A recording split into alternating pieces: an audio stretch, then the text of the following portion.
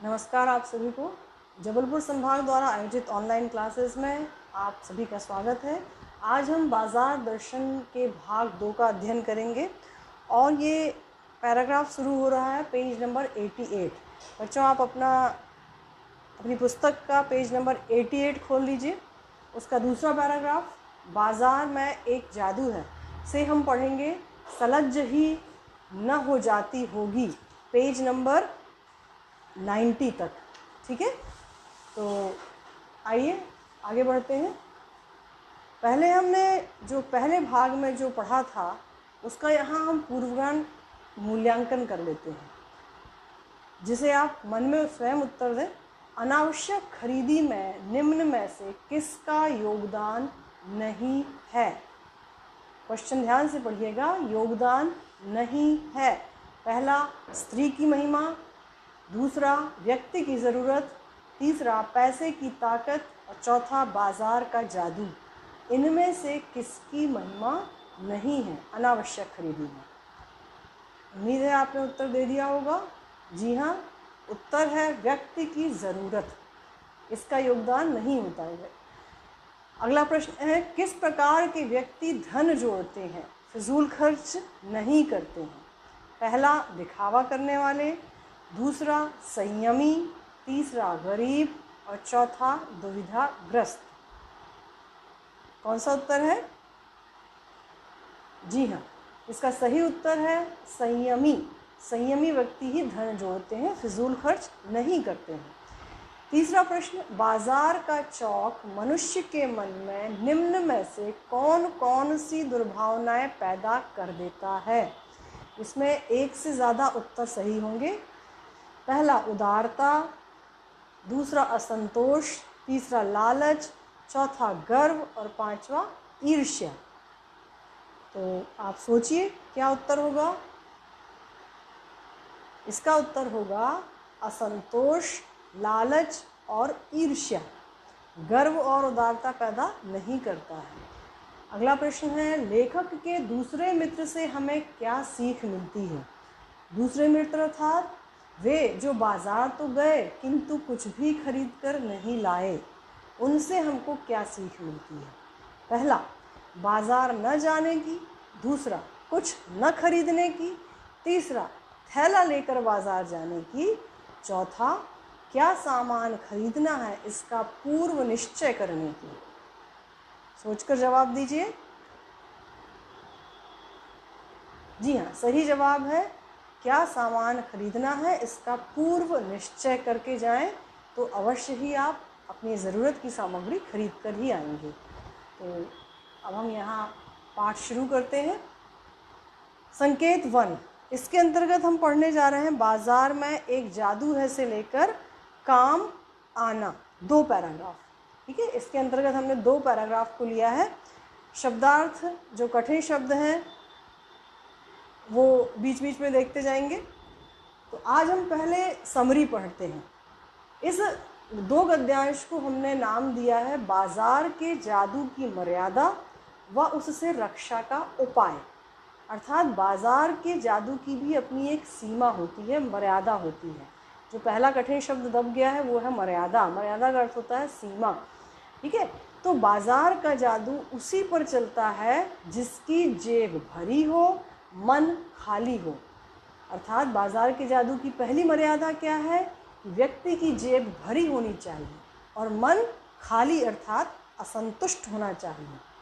मन खाली होने का मतलब यह पता न होना है कि उसकी आवश्यकता की वस्तु क्या है। अर्थात मनुष्य को यदि ये पता नहीं होगा कि उसे क्या लेना है तो क्या होगा, वो सब चीज़ खरीदना चाहेगा और बाजार का जादू उस पर चल जाएगा। वह सभी चीज़ों को खरीद लेना चाहता है। जब यह जादू उतरता है तो पता चलता है कि अनावश्यक चीज़ें खरीदने से आराम नहीं, कष्ट ही होता है। पर कुछ समय बाद जब ये बाजार का जादू उतर जाता है तो क्या होता है, हमने जो चीज़ें खरीद के लाई हैं, फालतू में, बेकार में बहुत सारी चीज़ें ले आई हैं, वो चीज़ें हमें कष्ट देने लगती हैं। हमको लगता है कि इन्हें हम फालतू ले आए, ये हमें आराम नहीं दे रही हैं बल्कि हमारा सरदर्द और बढ़ा रही है।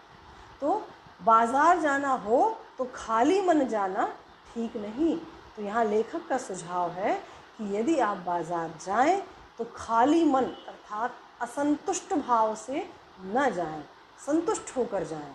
बाज़ार जाते समय अपनी आवश्यकता ठीक से पता होनी चाहिए, मतलब आप क्या लेना चाहते हैं इस बारे में आपको ज्ञात होना चाहिए, तभी आप बाज़ार जाएं।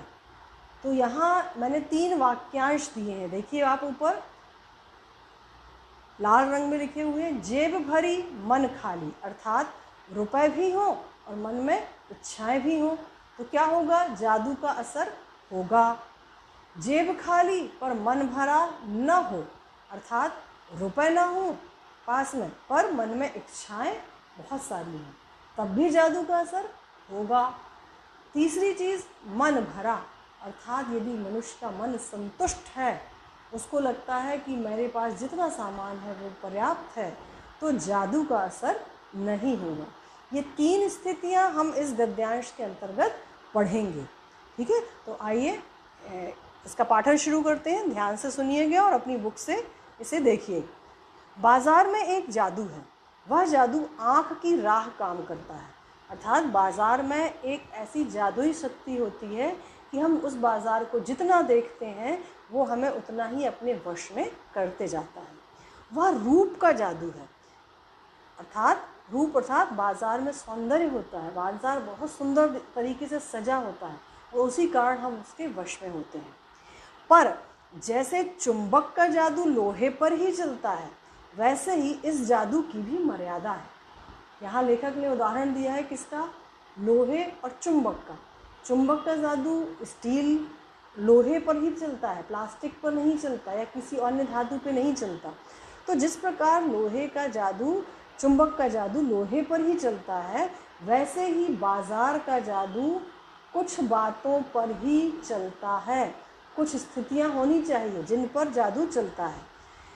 जैसे पहली स्थिति, जेब भरी हो और मन खाली हो, जैसा हमने अभी देखा वाक्यांश में कि यदि मनुष्य के पास रुपए होंगे और मन में बहुत सारी इच्छाएं होंगी तो ऐसी हालत में जादू का असर बहुत ज़्यादा होता है, मनुष्य उस बाज़ार की गिरफ्त में आ ही जाता है। दूसरी स्थिति क्या है, दूसरी मर्यादा क्या है, जेब खाली पर मन भरा ना हो, भले ही मनुष्य के पास पैसा ना हो जेब में पर मन में बहुत सी इच्छाएं हैं तो भी जादू काम करता है। उसे लगता है चलो देख तो लूँ, भले ना खरीदूँ, तो इस प्रकार से जादू असर करता है। जेब खाली पर मन भरा ना हो तो भी जादू चल जाएगा।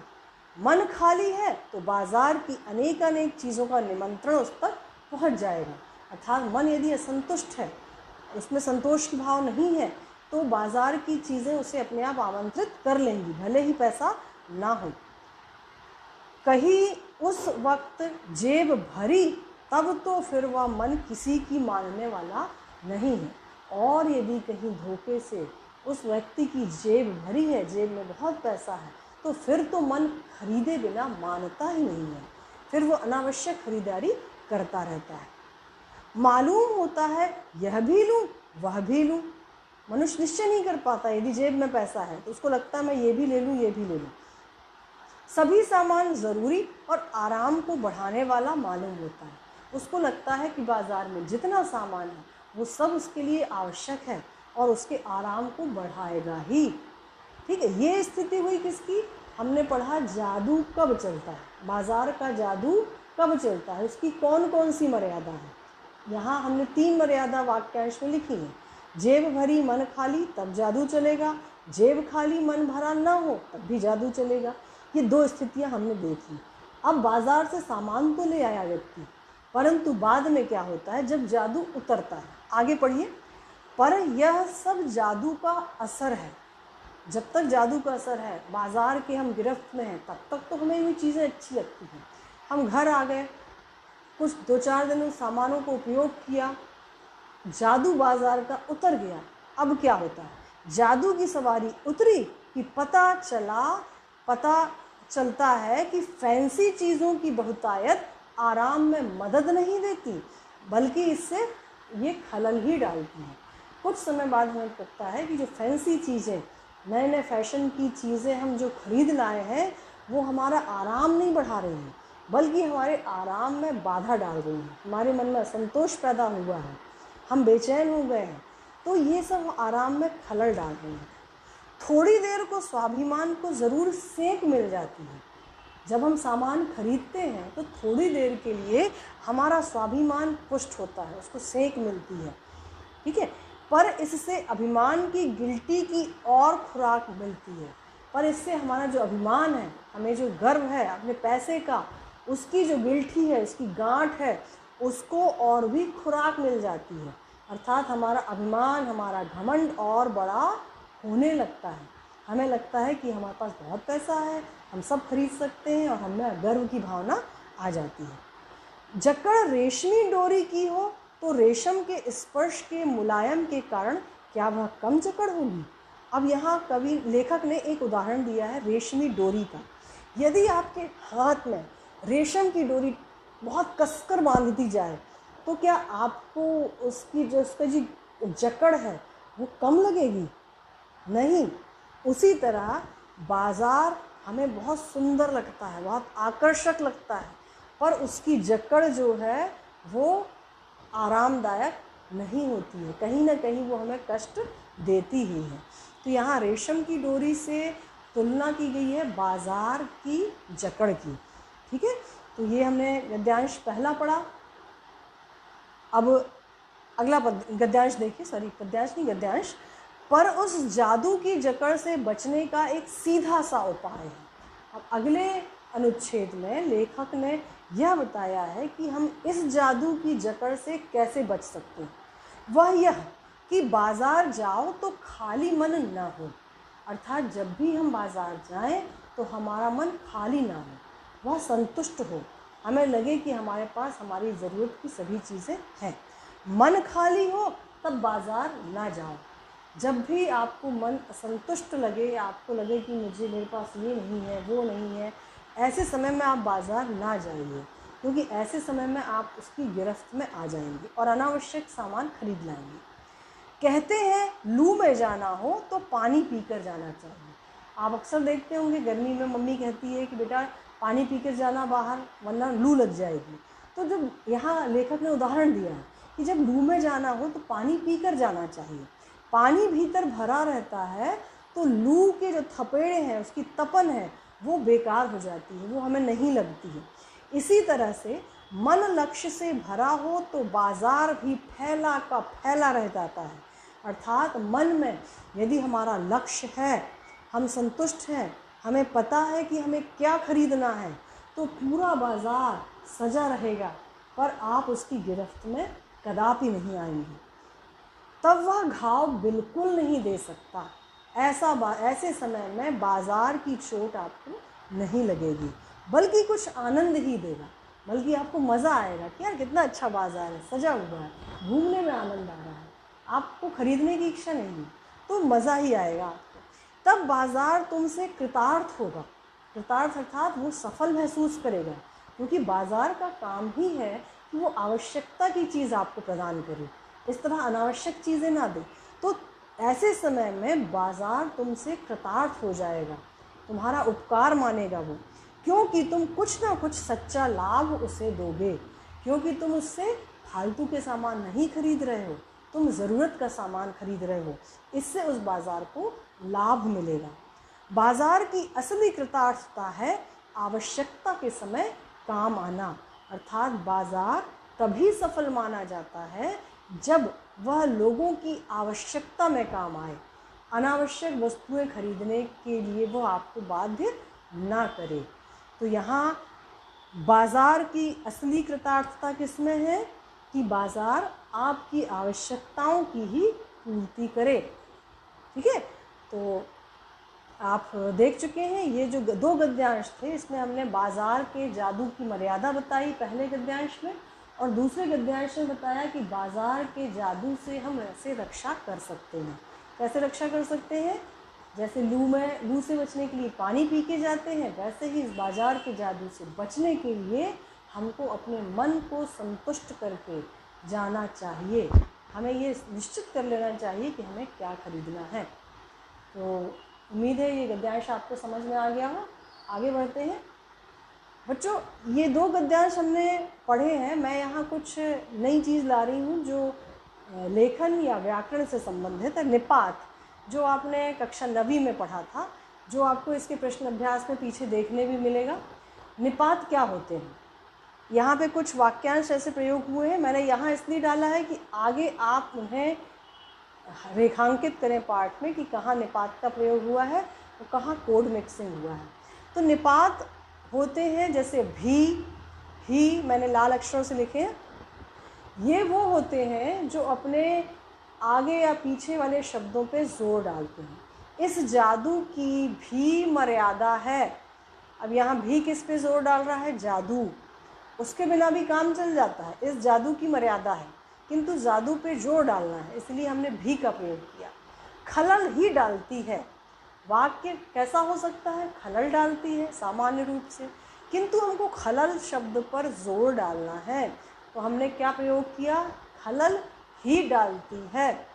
तो ये शब्द ही, भी, तक, तो, मात्र, केवल, ये निपात शब्द हैं जो किसी अपने पहले वाले शब्द पे जोर डालते हैं। अब दूसरी चीज़ है कोड मिक्सिंग।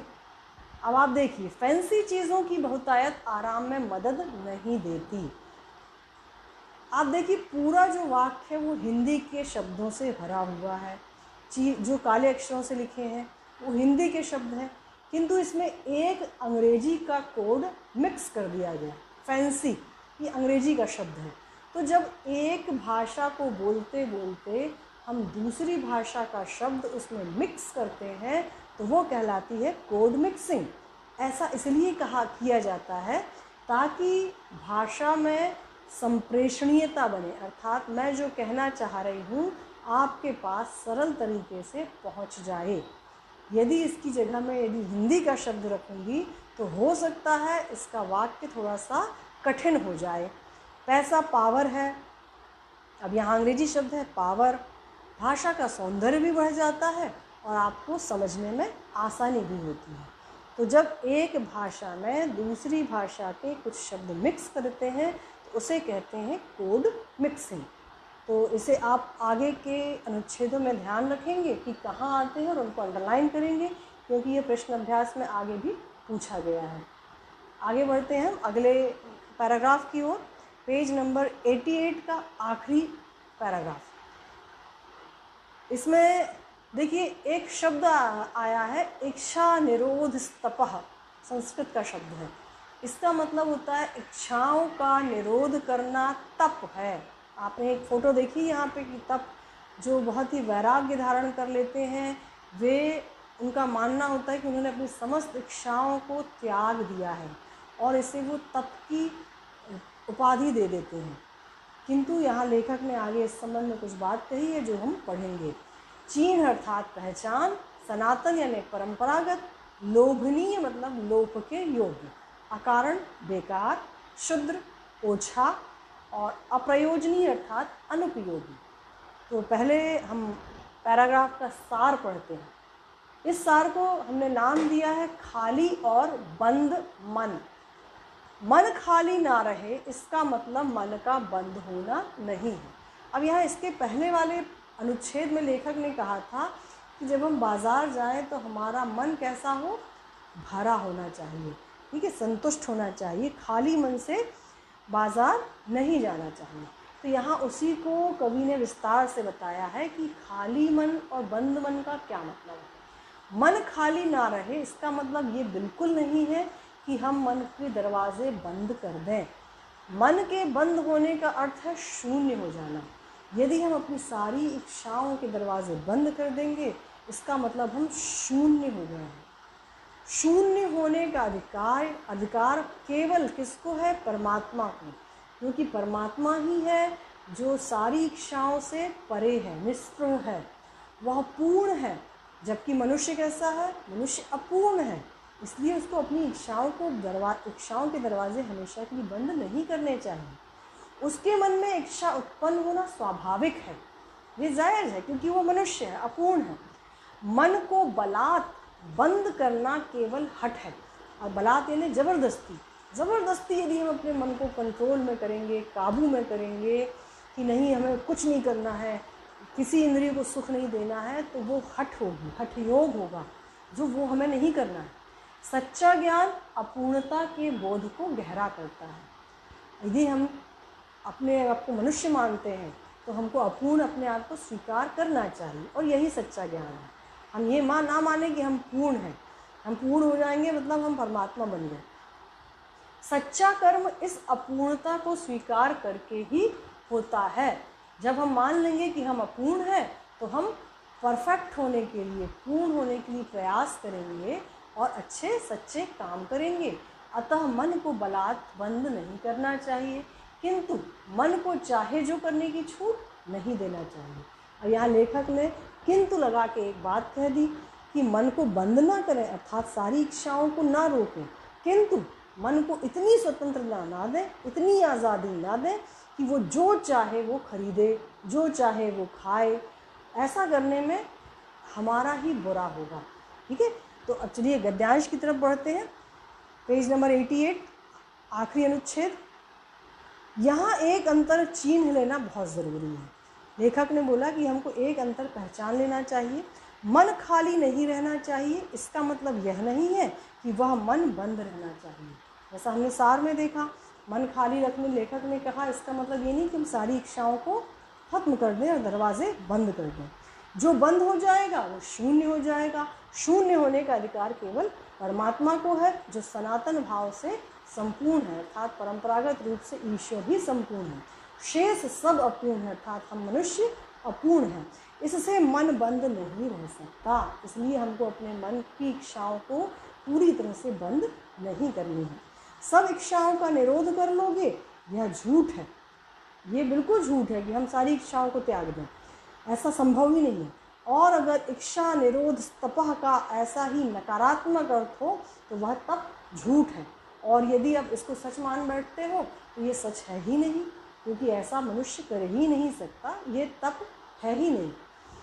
वैसे तप की राह रेगिस्तान को जाती है, मोक्ष की राह वह नहीं है। मनुष्य जब वैराग्य धारण करता है तो वो मोक्ष के लिए करता है कि उसको इस संसार से मुक्ति मिले। किंतु यदि हम इच्छाओं को बांध देंगे, उनको रोक देंगे, तो इसकी राह मोक्ष की तरफ नहीं जाती है। ठाठ देकर मन को बंद कर रखना जड़ता है, अर्थात ठाठ अर्थात बहुत शान शौकत आपने दे दी अपने मन को और उसके बाद बंद कर दिया, तो ये जड़ता है, स्थिरता आ गई है। लोभ का यह जीतना नहीं है कि जहाँ लोभ होता है यानी मन में, वहाँ नकार हो, अर्थात आपके मन में लालच हो और आप ज़बरदस्ती उसको रोक रहे हो, तो ये नकार है। यह तो लोभ की ही जीत है, इससे लोभ की ही जीत होगी और आदमी की हार होगी। अब यहाँ लेखक ने उदाहरण दिया है, आँख अपनी फोड़ डाली तब लोभनीय के दर्शन से बचे तो क्या हुआ। मतलब आप में इतना कंट्रोल नहीं है कि आप बाज़ार जा रहे हैं, चीज़ें आपको दिख रही हैं सजी हुई और आप उनको नहीं खरीद रहे। आप में इतना नियंत्रण नहीं है, तो आप क्या करेंगे, अरे मैं अपनी आँखों में पट्टी बांध के जाता हूँ।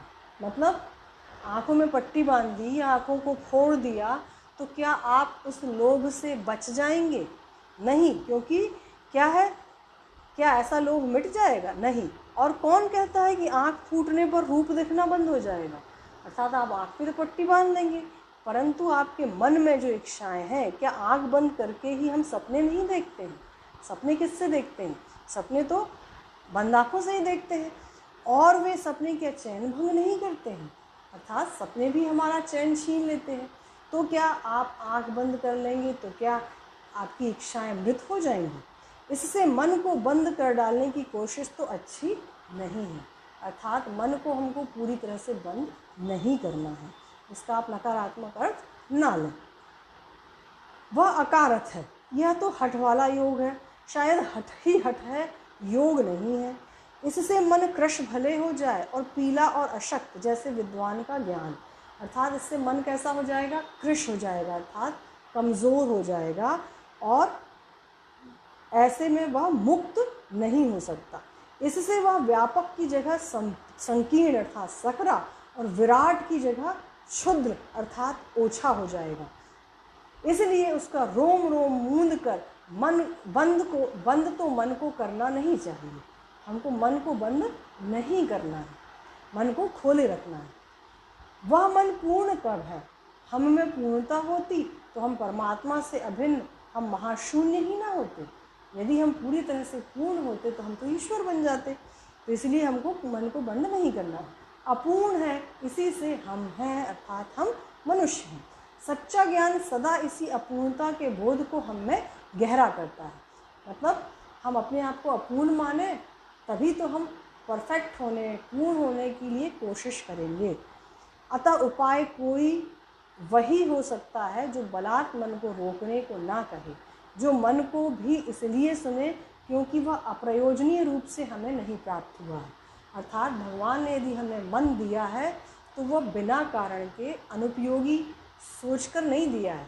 मन इसलिए दिया है कि हम इच्छाएं करें, परंतु वो इच्छाएं इतनी ना हो कि हम उनके वश में हो जाएं, क्योंकि वह अखिल का अंग है, खुद कुल नहीं है। अर्थात हमारा जो मन है वो उस अखिल ईश्वर का एक अंग है, वो पूरा अखिल ईश्वर नहीं है। इसलिए हमें उसे बंद नहीं करना है, उसको थोड़ी बहुत आज़ादी देनी है ताकि वो ज़रूरत की चीज़ों को ले सके, ज़रूरत की इच्छा, ज़रूरत की चाह पैदा कर सके। ठीक है, तो यहाँ हमने इस गद्यांश में हमने सीखा कि खाली और बंद मन में क्या अंतर है।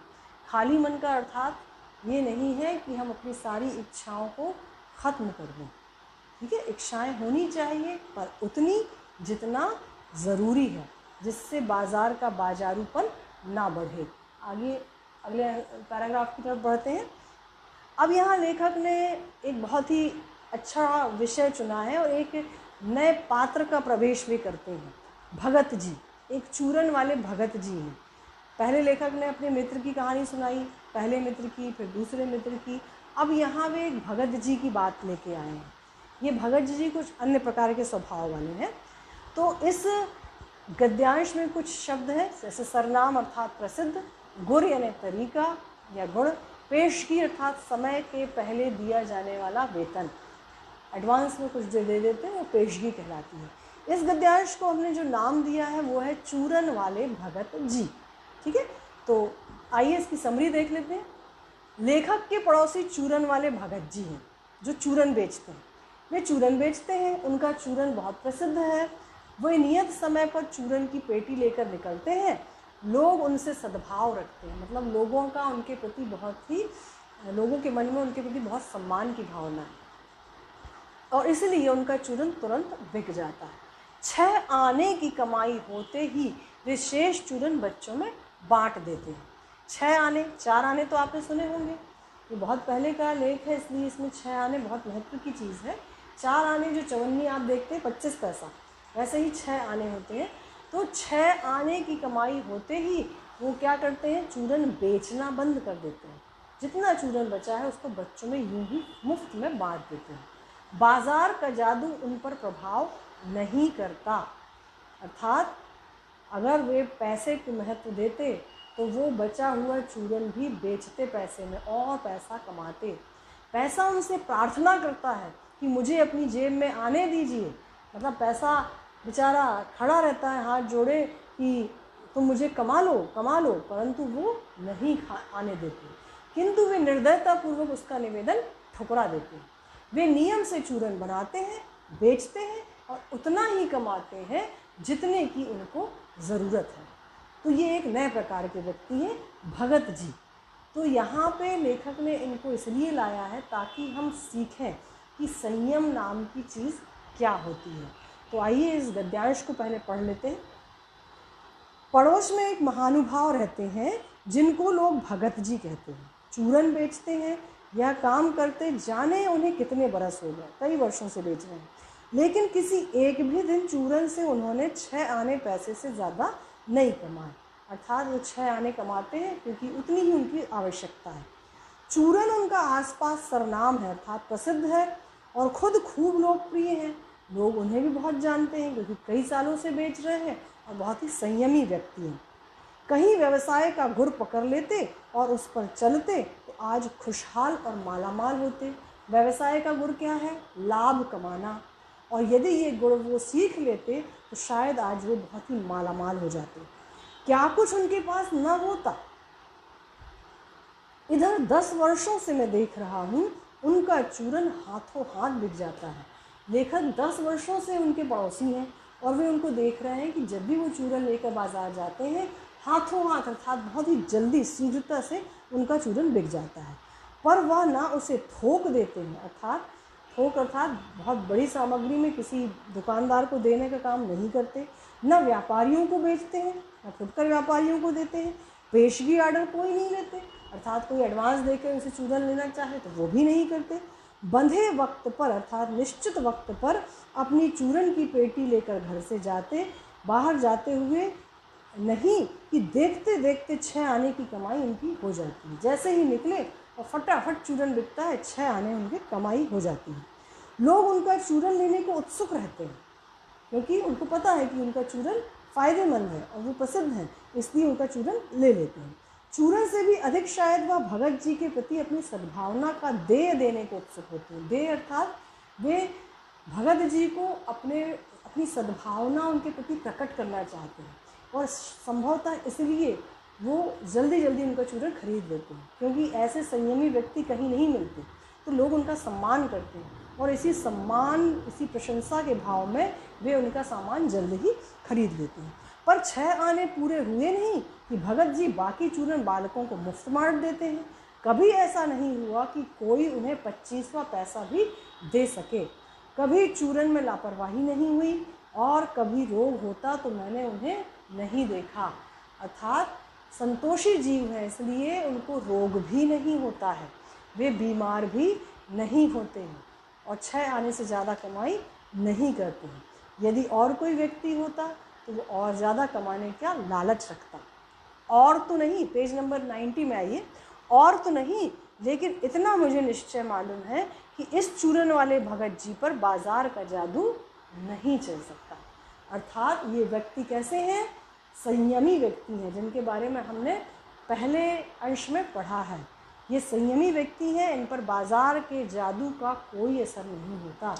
लोग कमा रहे हैं, लोग मालामाल हो रहे हैं, लोगों को लूट रहे हैं बाजार में, किंतु भगत जी ऐसा काम नहीं करते।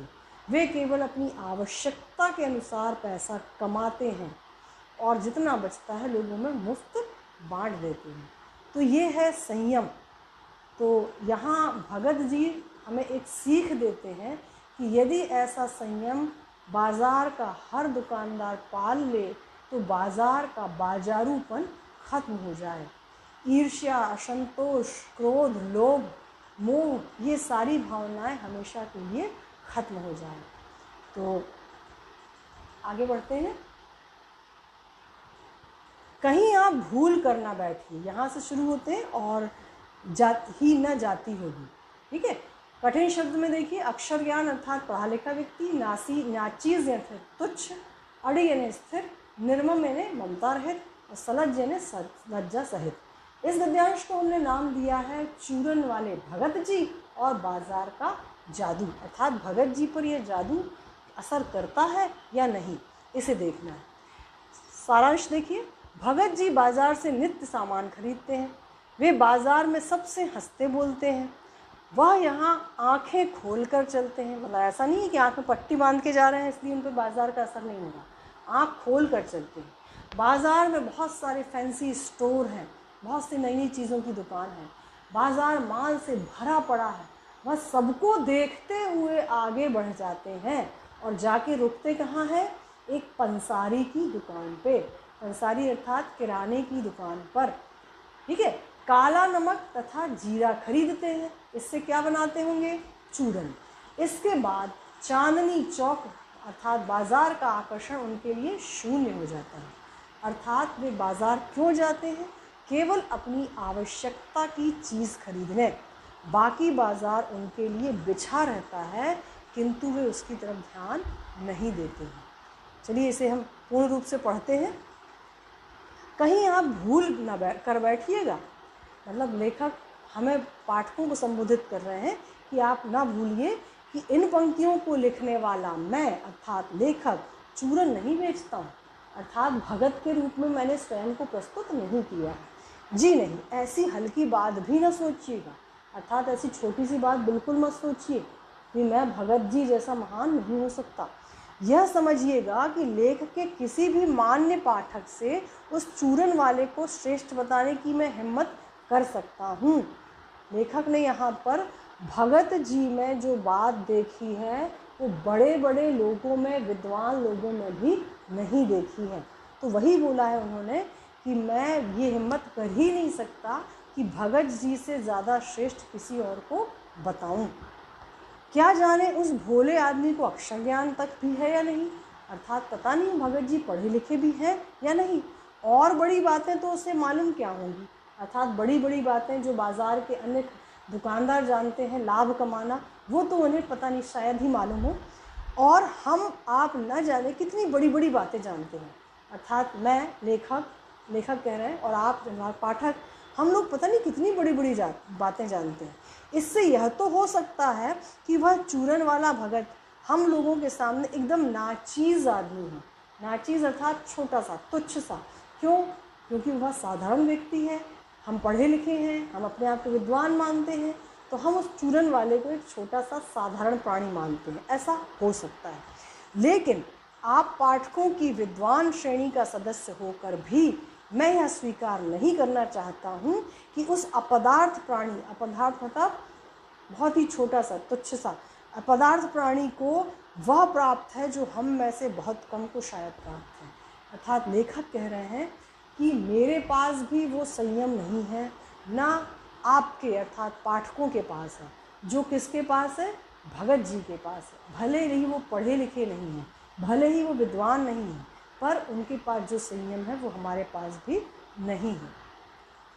उस पर बाजार का जादू वार नहीं कर पाता, ये उनकी खूबी है, जो खूबी हम में या आप में नहीं है। माल बिछा रहता है और उसका मन अडिग रहता है, अर्थात स्थिर रहता है। पैसा उसके आगे होकर भीख मांगता है कि मुझे कमा लो, परंतु मुझे ले लो, लेकिन उनके मन में पैसे पर दया नहीं आती। वे पैसा खरीदने के लिए लालायित, पैसा कमाने के लिए लालायित नहीं होते। वह निर्मम व्यक्ति पैसे को अपने आहत गर्भ से बिलखता ही छोड़ देता है, अर्थात जितना चूरन बचता है मुफ्त में बच्चों में बांट देते हैं, उससे कमाई नहीं करते। ऐसे आदमी के आगे क्या पैसे की व्यंग शक्ति कुछ भी चल सकती है? अर्थात जो पैसा अपने आप में गुरूर करता है, घमंड करता है कि उसमें बहुत ताकत है, क्या ऐसे संयमी व्यक्ति के सामने उसका घमंड चूर चूर नहीं हो जाएगा? क्या वह शक्ति कुंठित रहकर सलज्ज ही न हो जाती होगी? अर्थात वह पैसे की शक्ति अपने आप में शर्मसार हो जाती होगी, उसका सारा घमंड यहाँ पर चूर हो जाता होगा। किसके सामने? भगत जी के संयम स्वभाव के सामने। तो ये थी भगत जी के संयम की विशेषता। तो बच्चों, गृह कार्य के रूप में आज हम इतना ही पढ़ेंगे, और गृह कार्य के रूप में कुछ प्रश्न हैं। किस पर बाजार का जादू चलता है, हाँ या नहीं में उत्तर दें। यहाँ मैंने 3 वाक्यांश दिए हैं, आप इनके सामने हाँ या ना लिखेंगे। बाजार का जादू उतरने पर क्या होता है? ठीक है, इन 2 प्रश्नों के आप उत्तर लिखेंगे। आज का पाठ यहीं समाप्त होता है और आगे के पाठ के लिए हम अगली कक्षा में मिलेंगे।